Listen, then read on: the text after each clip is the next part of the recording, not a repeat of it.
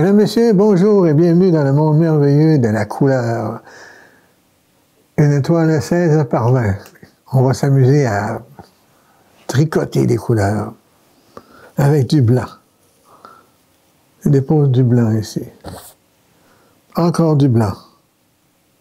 J'en mets épais, j'en mets beaucoup. Beaucoup de blanc. On a quoi ici? On a du bleu outre-mer et du bleu ultramarine. Quand les couleurs sont foncées, on les étire, on les mélange avec du blanc. Ils deviennent bleu lumière.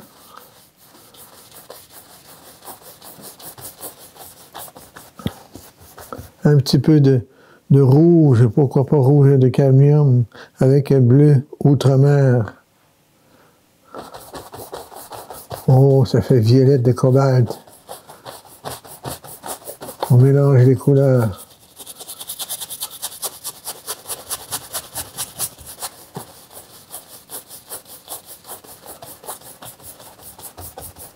Là, on étire bien. Pas trop souvent au même endroit. Pour pas que ça devienne une sorte de trop mélangé de boîte. Là. Une fois qu'on a eu du violette, du rouge et du bleu, on va prendre du gris de peigne, du gris foncé, avec encore un peu de rouge, pourquoi pas. Et dans le haut, du très foncé, pour un violette de dioxazine. Là. Encore du gris. Et un peu de rouge. Un tout petit peu de rouge, parce qu'il est fort, hein, le rouge de cadmium, c'est un rouge foncé. Il est très beau, mais très fort aussi. Je n'appuie pas fort avec le pinceau. À l'occasion, un petit peu plus, mais pas beaucoup. Gris, bleu, rouge.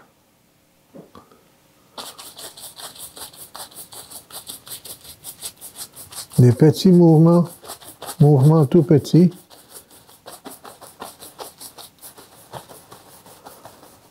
Là. On va continuer avec du blanc. Qu'est-ce qui est la différence entre le blanc moelleux et le blanc pâteux? C'est que le blanc pâteux, c'est de la peinture à l'huile. Hein? C'est toujours de l'huile. Le blanc pâteux, il est directement avec le tube, comme de la pâte à dents. Là, très, très efficace, très bon. L'autre qui est moelleux, c'est le même blanc dans un petit pot que j'ai mélangé avec du liquide à laver les pinceaux. Le liquide à laver les pinceaux, je le brasse. Je le brasse bien comme il faut, dans un pot. Et une fois qu'il est bien brassé, je travaille avec ça. Je mélange mes couleurs avec le blanc moelleux. C'est simplement ça.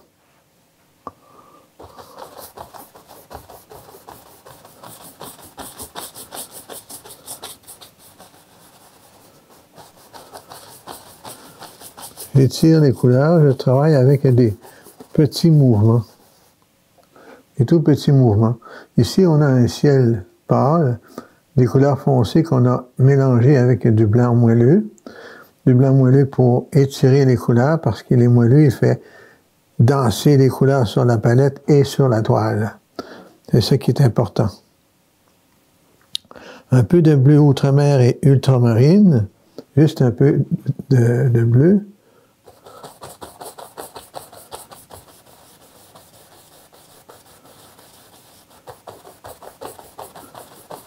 Je lui ajoute un peu de bleu pour bien le mélanger, pour le faire fondre. fois que les couleurs sont fondues beaucoup,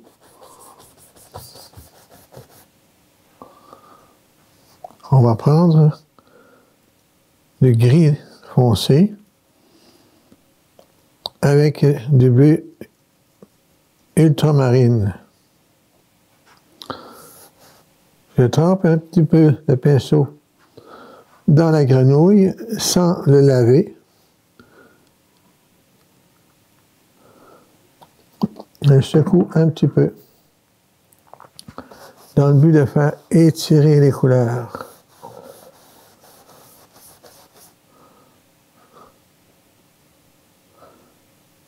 Un peu de blanc. On les forme une ligne d'horizon très haute parce qu'on est sur un ravin.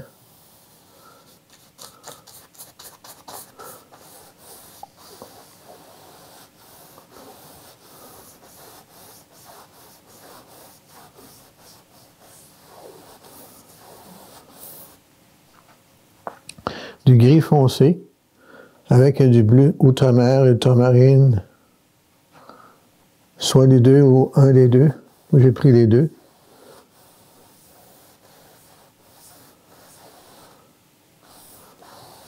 Je laisse apparaître un fond de toile qui aura probablement une île.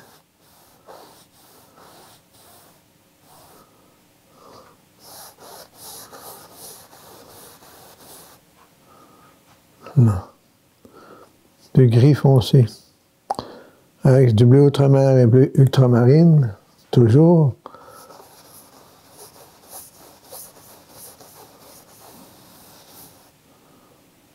Encore avec la grenouille, faites attention avec ça, par exemple, il ne faut pas en prendre beaucoup, il faut en prendre très peu. Il faut en prendre que très peu. Du gris foncé toujours. Bleu outre-mer et bleu ultramarine. On retrousse la manche.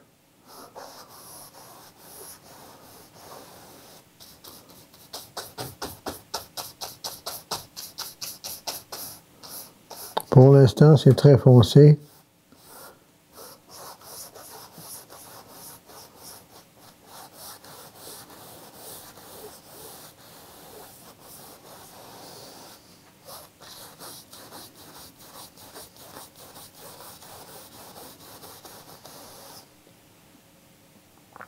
Maintenant, le blanc de titane, le blanc pâteux. Je penche le pinceau et je le glisse comme ça. Pourquoi je fais ça? J'ai besoin d'avoir une mesure de blanc bien égale. Pas sur le bout, parce que je ne peins pas les arbres, mais sur le côté. Comme je dirais l'expression, avec la lame du pinceau. Comme ça, sur un seul côté. Je le garde sur le dessus. Pourquoi? C'est que j'ai l'intention de peindre les vagues avec le splash, vous savez, le tournant de la vague quand elle arrive à son maximum et qu'elle rencontre une autre vague. Les deux vagues se rencontrent. Mais quand c'est vu au très loin comme ça, c'est pas une ligne égale, très égale.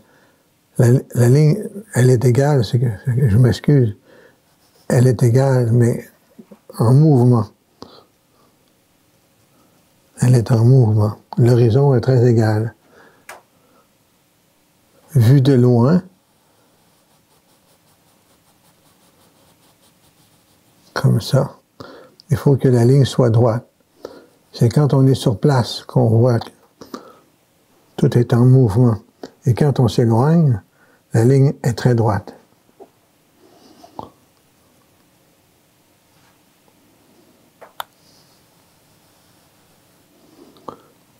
Sur un seul côté.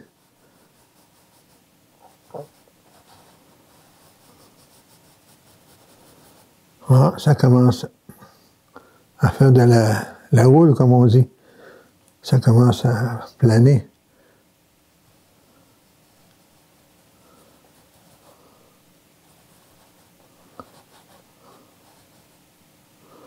Là. Penche le pinceau. La peinture, elle est épaisse. Ça fait mon affaire.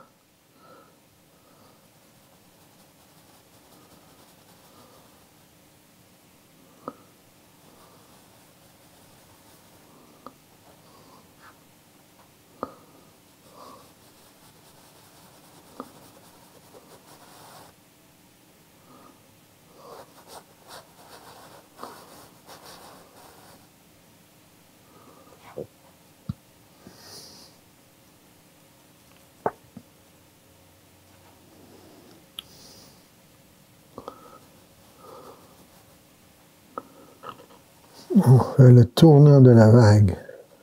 Le tournant de la vague.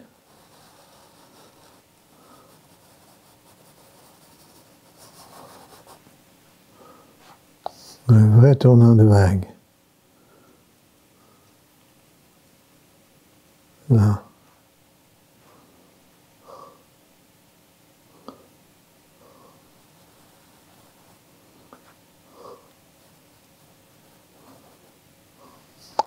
Maintenant, un plus petit pinceau.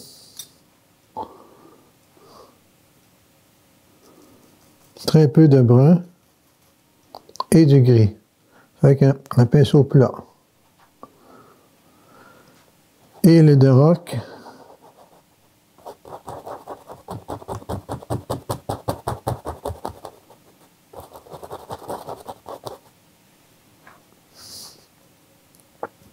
Gris de pin et terre d'ombre brûlée.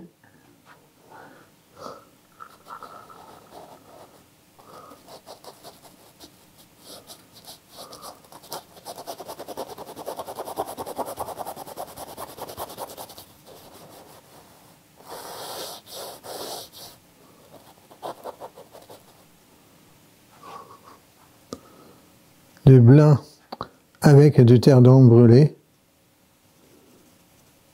Un peu de clarté, de lumière sur notre île de roc.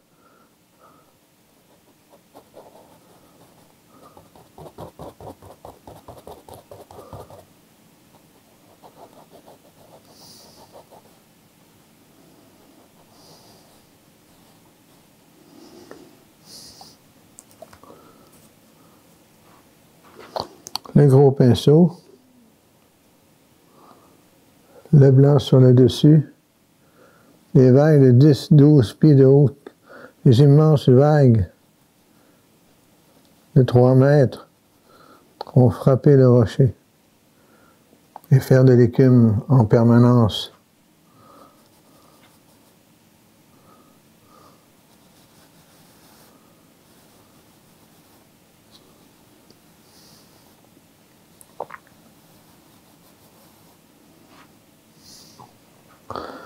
Un petit peu de blanc moelleux au travers, juste pour faire étirer la vague. Là.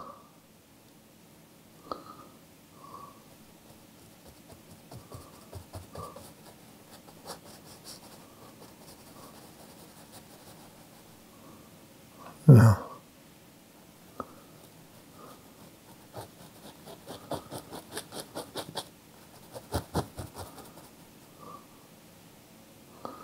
Là. Maintenant, lavons le pinceau.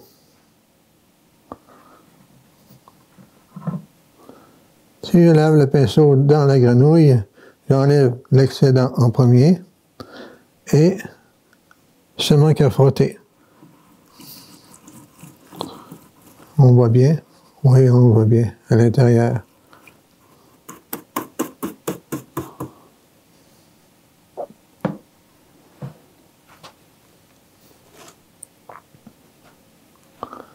Là.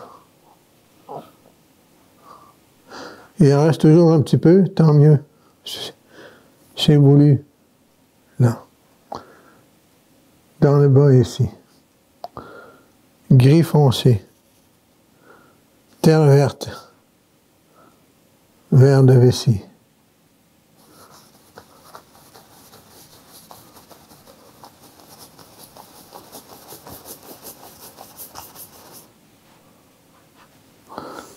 Un peu comme si on était sur un plateau, à travers les roches et à travers l'herbe.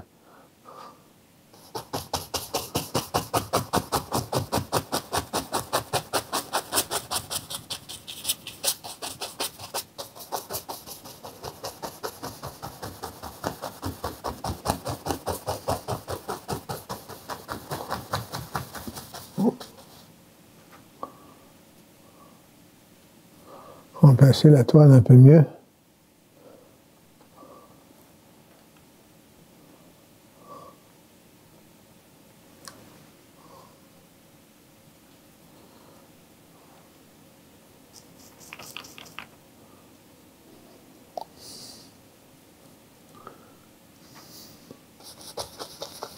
Ah, la toile veut tomber. On va la placer autrement.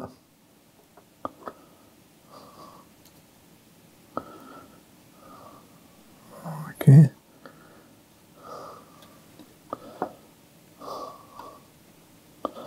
On va lui donner une pression.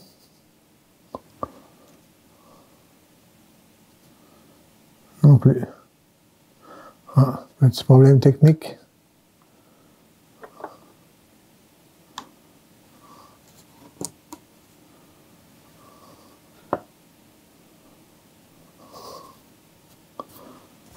Ah, c'est solide.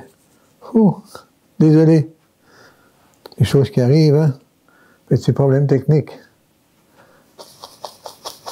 Ah, c'est bon, on apprend à se débrouiller dans ce temps-là. Quand il n'y a pas de problème technique, on n'apprend pas.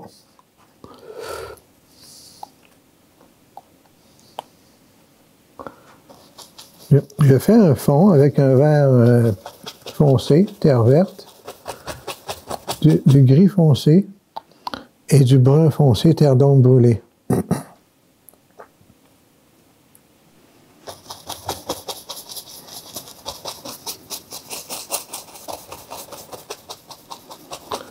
Une fois que le fond est fait, je vais monter un peu plus haut ici.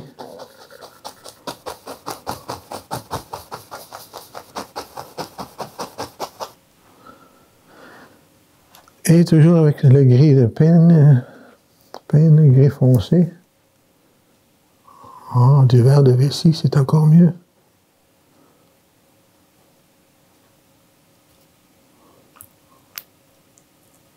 Wow! Un verre très foncé. C'est ce que j'ai besoin. Un verre très foncé.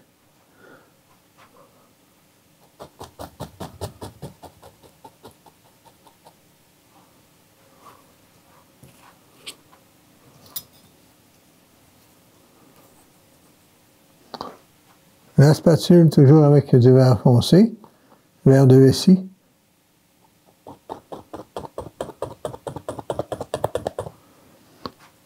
Même s'il est très foncé, il a besoin de gris foncé.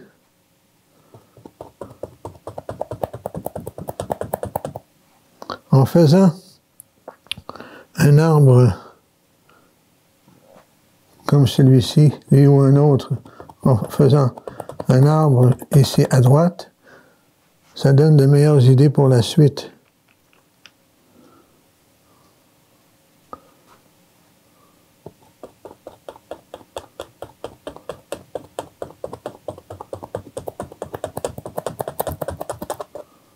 Là.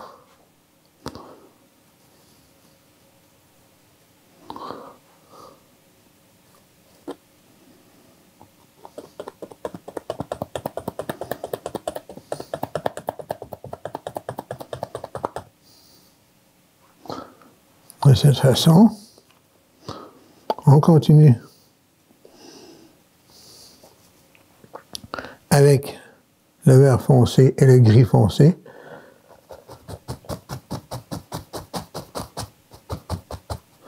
On place du foncé en premier.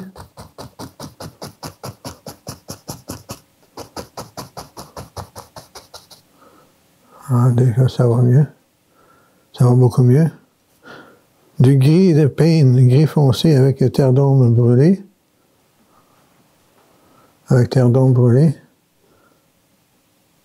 De la calcaire, la roche.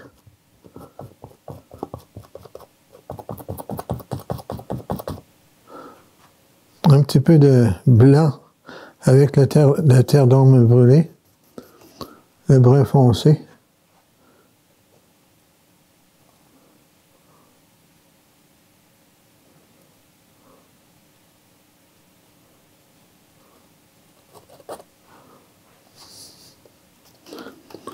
Un peu de jaune et de vert foncé pour faire du lichen.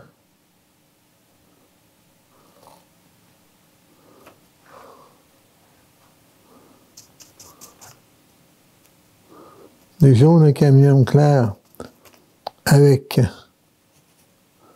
du blanc.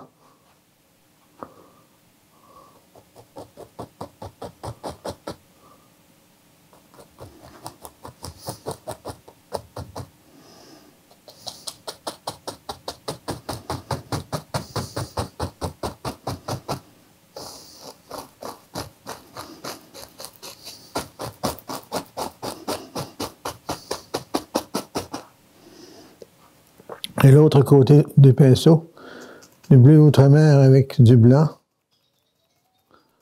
Un petit peu mélangé, juste un peu.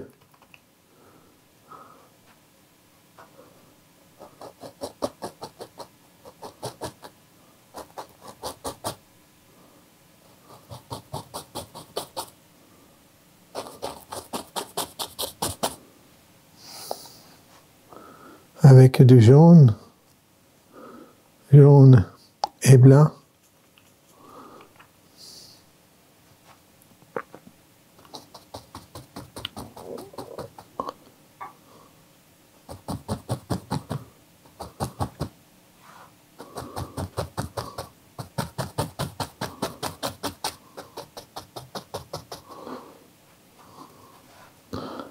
Un peu de rouge et de blanc. Toujours le blanc moelleux.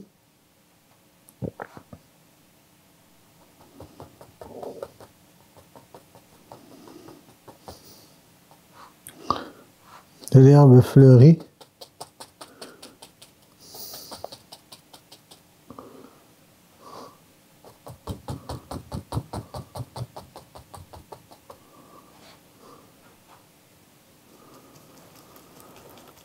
Rouge avec jaune fond orange.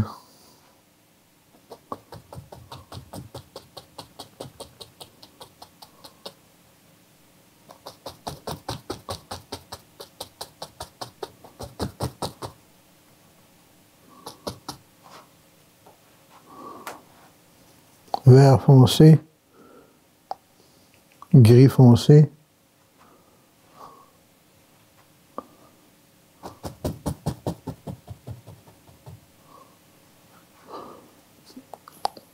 Avec la spatule, vert foncé, gris foncé.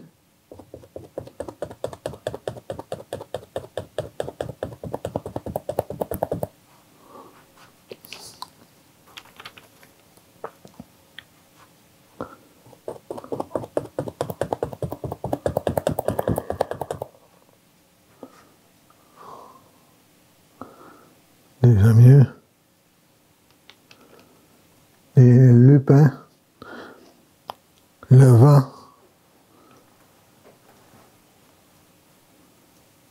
vont raconter des histoires de la mer, l'océan, avec un taux de salinité d'environ 7 à 8%. Le vent va pousser le sel de mer. Il va se déposer ici. Ils vont en faire du lichen. Ils vont en faire de l'ombrage, du vert, du jaune.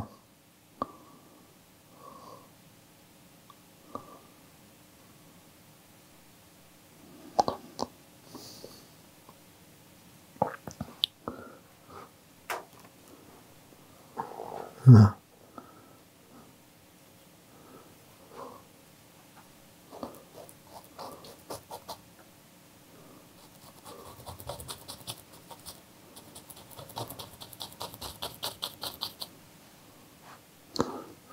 Une bonne épaisseur de couleur.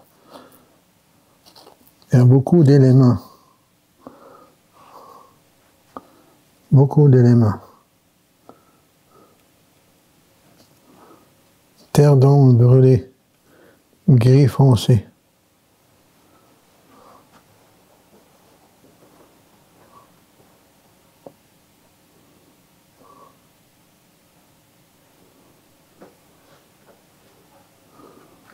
Un peu de jaune avec rouge qui fait orange.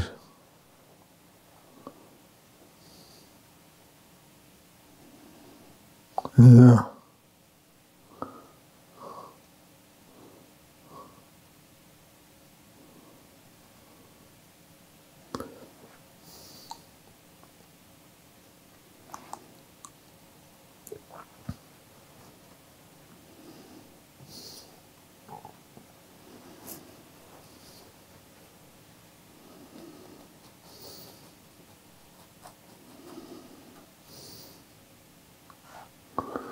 Là.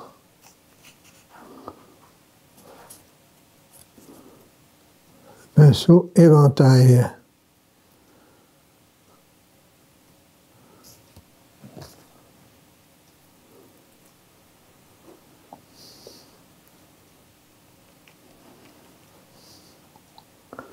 Un peu de mouvement de nuages dans le ciel.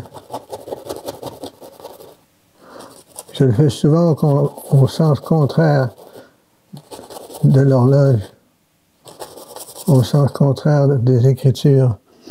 J'aime mieux le blanc pâteux pour peindre des nuages, personnellement.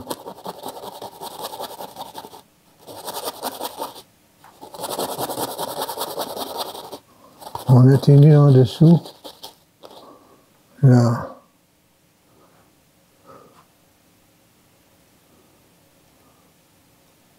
Il nous reste 30 secondes.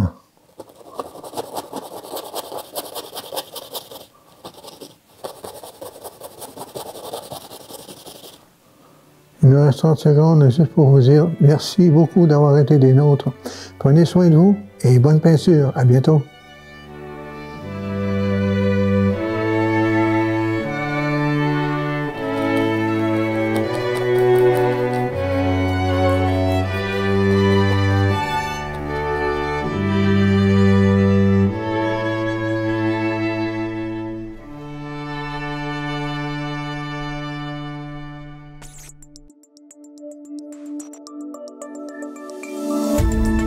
Cette émission d'Accès est appuyée par Cogeco et est rendue possible grâce à la collaboration de la communauté avec Nous TV.